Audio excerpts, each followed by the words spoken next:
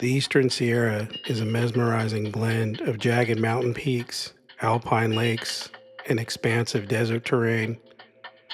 It's where the imposing Sierra Nevada meets the vastness of the Great Basin. This creates dramatic landscapes that are perfect for overlanding. You get everything from high altitude trails to sagebrush filled valleys, all under big open skies.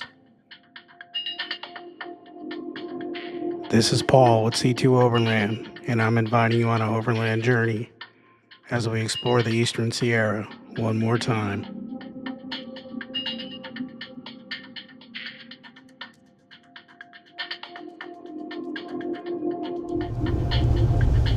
Well, that concludes Alabama Hills. Last night was crazy windy. There's a huge windstorm that blew into this whole valley. I ended up having to close my tent up last night and get in my Jeep and sleep. So I got like 3 hours of sleep. And lost my drone this morning, so I had to go on an 1.5 hour recovery mission just to find it. Luckily, I found it. So, yep, now we're gonna get into Lone Pine, and then we're gonna get some gas and head up into Coyote Flats. I don't know why I'm thinking it's not gonna be windy up there like it is down here, but we'll give it a try anyway. So I chose to go up into Coyote Flats from the Big Pine side, which is a bit more difficult than going in from the Bishop side. And keep in mind, I'm on a solo trip. In the future, I really need to get out of the vehicle and start filming these obstacles. The dash cam just isn't giving any scale to what's actually going on in this scene.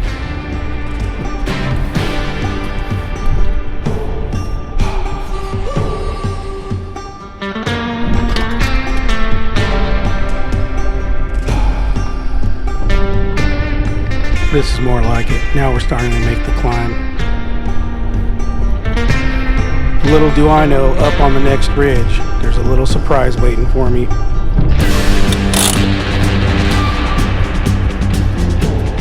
guys all right? Yeah, we did a trail repair that's been up here for a week. Nice. We broke the tie rod, the knuckle joint on it. So we just got it all put together, and then obviously there's a slow leak. The tire, so we're airing up the tire real fast. We're gonna move out of here right now. Hey, don't worry about it, man. Yeah, I appreciate it. Thanks. I gotta cool down anyway. Okay. I hear it gets worse up there. Really? Yeah, Jared. Does it get rocky and rougher up there? It does. A little bit, a lot. A lot. Now old Jared comes walking down the hill and lets me know there's quite an obstacle up top, and that I'd probably be okay if I had front lockers, which I'm glad I do. So let's get this show on the road.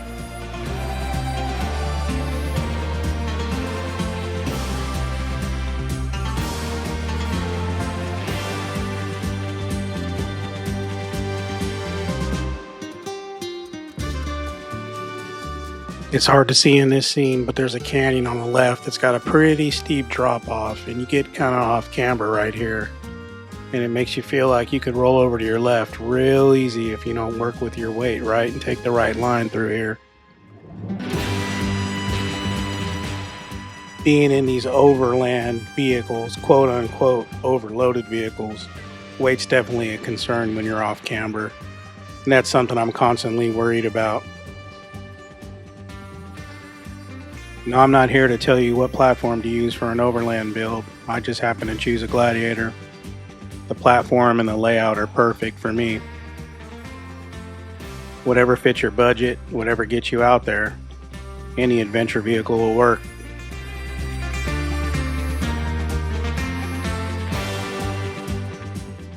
So right here I get forced to take a horrible inside line.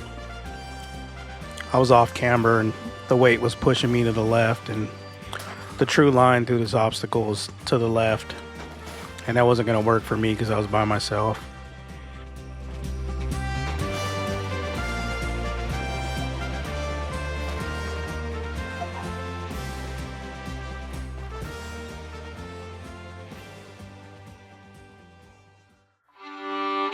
So when I actually hop out of the Jeep and look down the side of the door, I see the drop off, and I know I made a better choice being the load I had in the back. So I go over here and someone stacked a bunch of boulders down here. I picked up a massive boulder on pure adrenaline and shoved it under the front driver's side wheel. There was also an option for me to use my winch on that granite boulder up there in the foreground, but I thought I'd give the old rock stack a try and turn my front locker on, and that turned out being a good choice, except for I ripped a hole in my muffler, so I had an exhaust leak for the rest of the trip. Now this is what I absolutely love about overlanding. I'm going to do a lot of other things on this channel too, but this is what appeals to me, especially when you're out there all by yourself on a solo trip and you just deal with every problem that comes your way. You gain knowledge and confidence, and that knowledge and confidence turns into experience, and that experience gives you the courage to push into the backcountry, and maybe back there you'll find what you're looking for. But I'm gonna keep looking.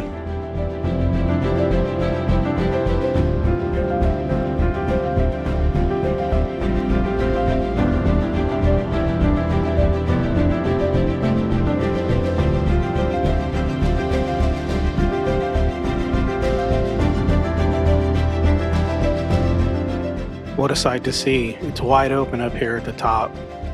It was quite a climb and a bit of a challenge to get in, and it turns out I did it the hard way. But that's how I learned my lessons in life, the hard way. And it looks like smooth sailing in a wide open space. Nobody around, just me. What a blessing it is to have this place to myself at this moment.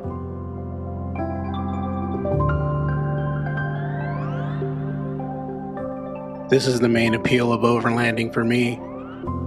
All I want to do is just separate myself from the matrix, maybe a couple days, and I feel reset and I'm ready to come back into the world and be a productive person, a better husband,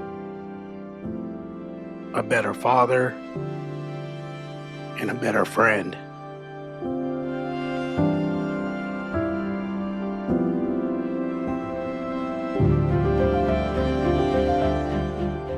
It seems like just yesterday I was 28 years old, and in the blink of an eye,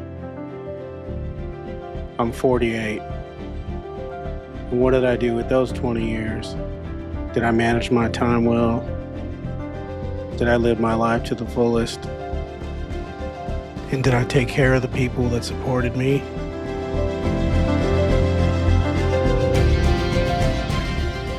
All these memories in life are like raindrops, and it's my job to catch as many as I can, because one day I'm going to need to drink that water.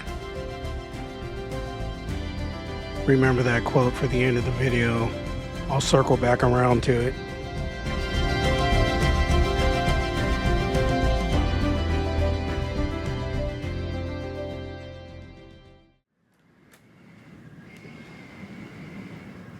And just like that, that moment is gone in time forever.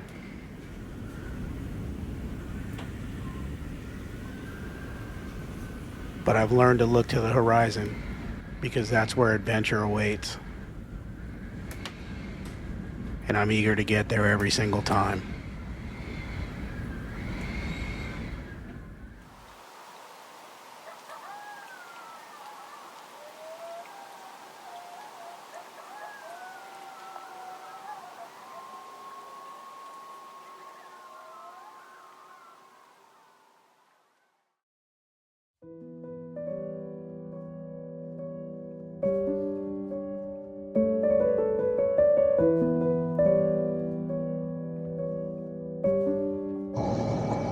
Now we're gonna head out to Funnel Lake.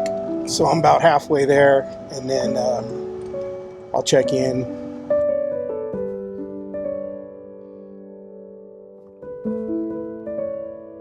I'm trying to get drone footage of all this too, but it's hard because it's super windy back here too. I was hoping it wasn't, but oh well, everything can't be perfect all the time.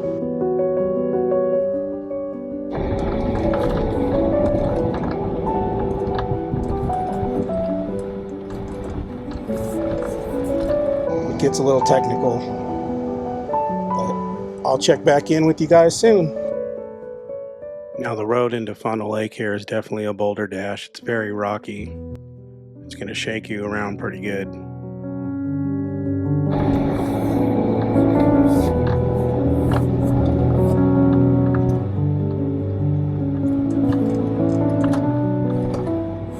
If you're coming up here, I would definitely carry a spare tire, some tire repair equipment, maybe a sidewall patch or two. Definitely be ready for self-rescue. It probably wouldn't be a bad idea to bring a GPS communicator up as well.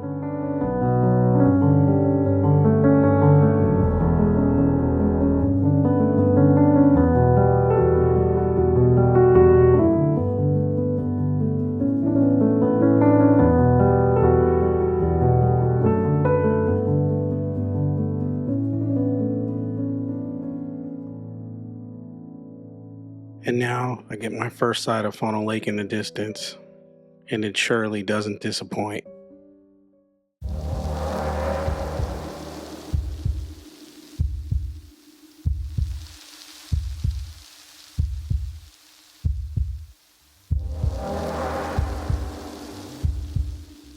I can't believe it. There's nobody here.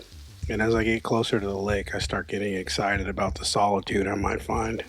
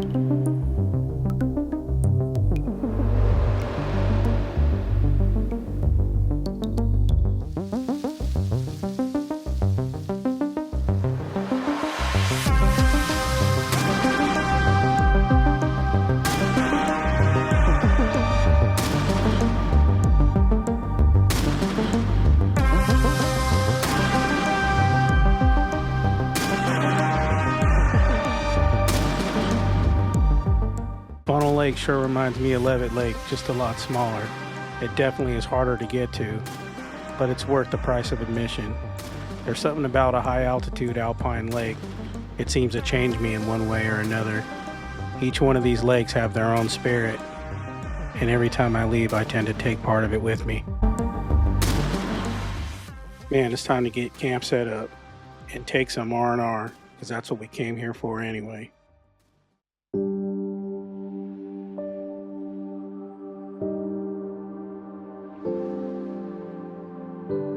This is Funnel Lake.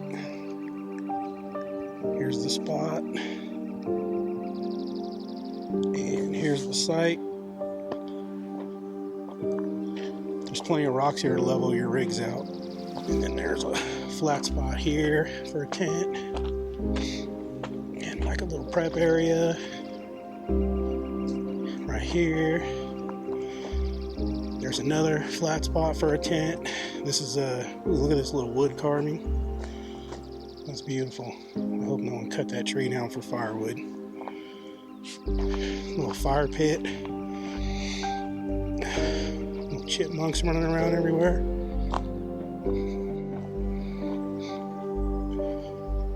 Here's another one.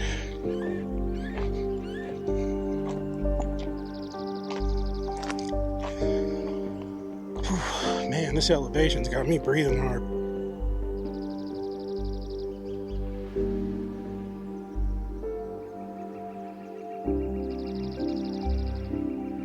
Some runoff coming down. The last of the snowpack. Soon to be right back. It's probably a little meadow back here. Let's see. I can hear the water running. Hopefully at night I can hear that while I'm sleeping.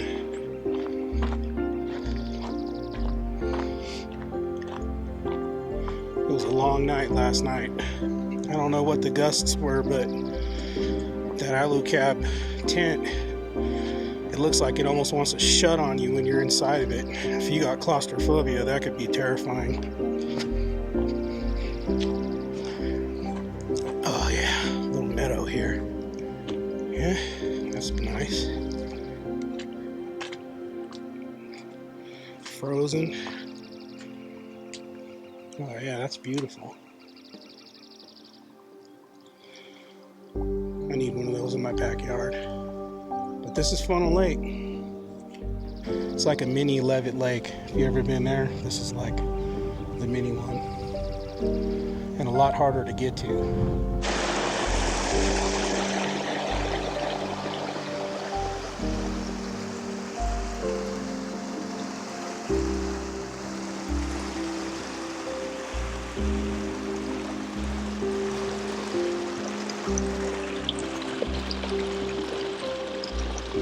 So, I wonder if that's why they call it Funnel Lake.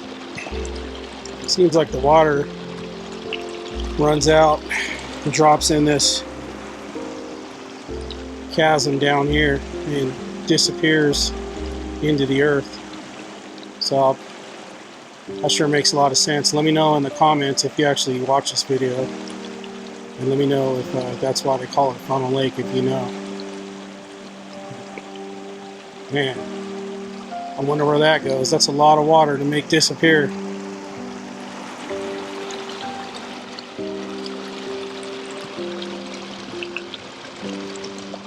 Well, on that note, let's get some grub going.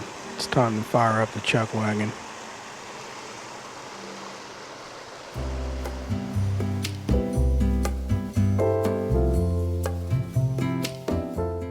Now, I'm not going to be one of these overlanders or campers that pushes gear on people. I paid for everything myself. I'm not looking for a sponsorship or anything like that.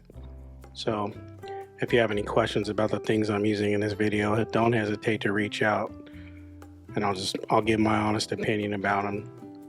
But this Jetboil was a big ticket item, and in my opinion, I've used it probably 100 times and it's phenomenal. I love that thing to death. It was worth every penny.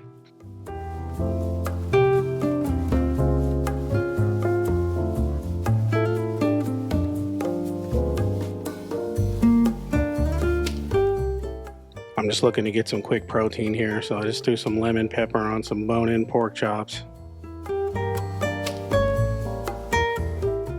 I mean, I'll be honest from the start, I just want YouTube to pay for my gas money.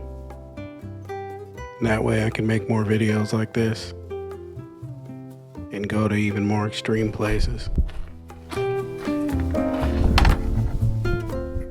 The heat control you have with this Jetboil is amazing. Even in the wind, this thing heats the center of the pot or pan you're using. Fires up every time. I'm actually a really good cook. Not professional, but a gourmet. I can pretty much make anything I want, anywhere, anytime, with anything.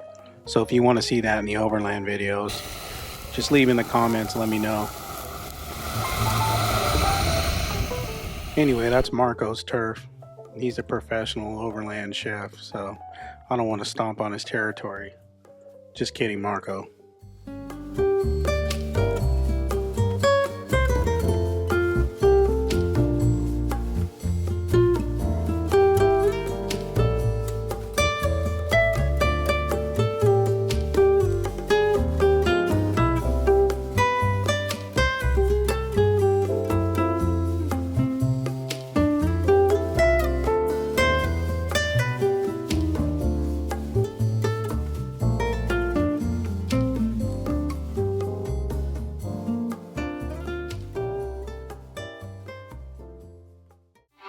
Day breaks tonight, the temperatures drop down to a crisp 32 degrees.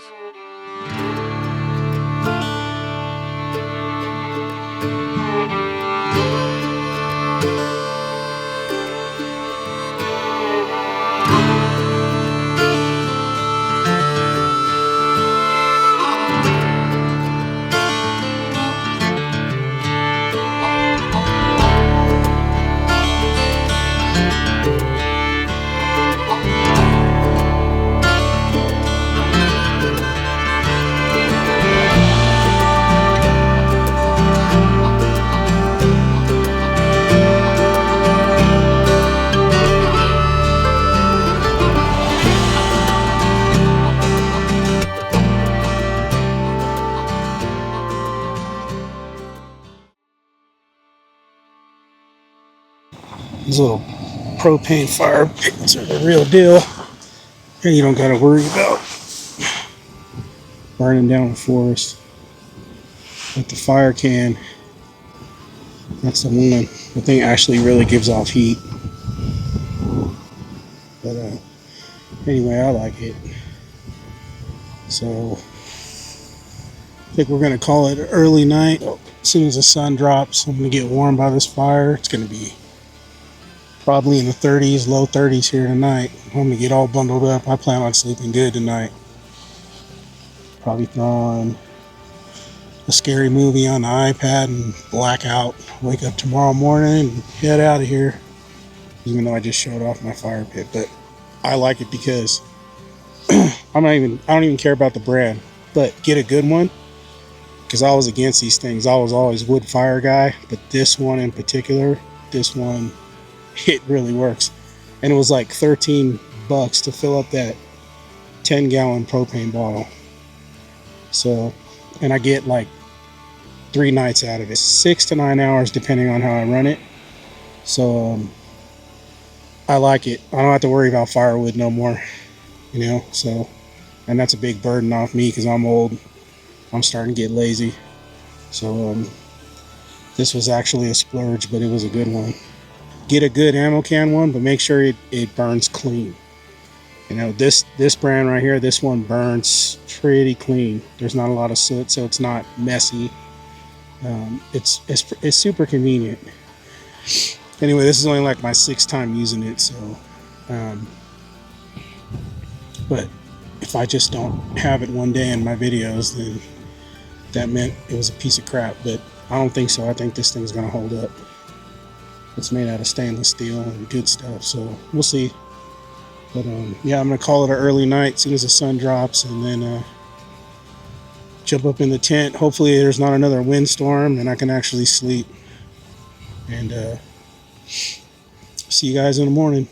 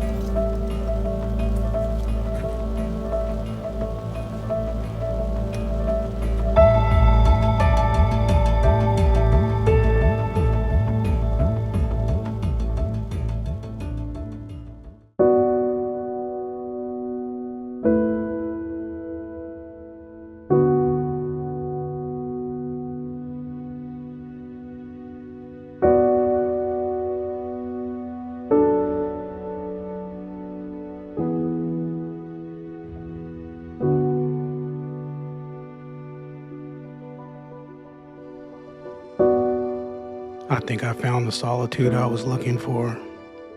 You know, the kind that allows you to face your demons, your inner thoughts, the things that scare you the most.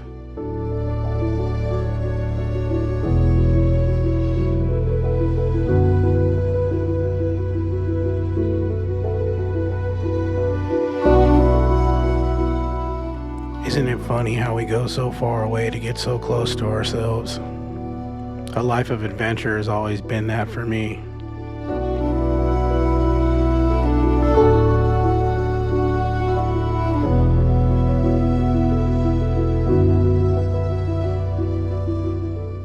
There's a primal calling deep down inside of all of us, and I think the only way to hear it is to get into these wild places.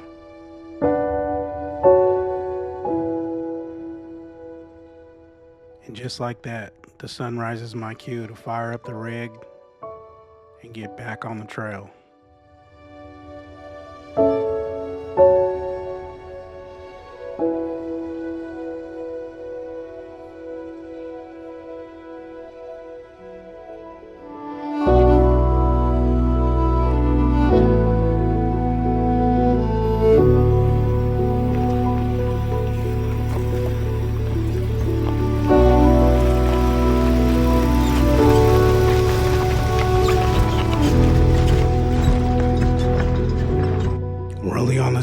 present for such a short time, and then we're gone like dust in the wind. The outdoors has always been my sort of church.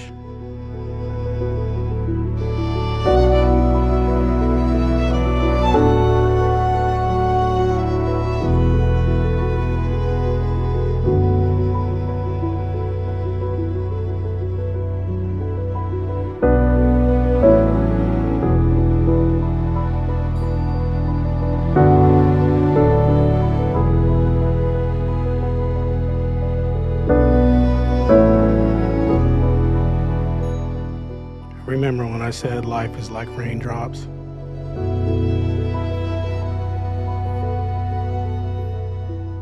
I caught that raindrop.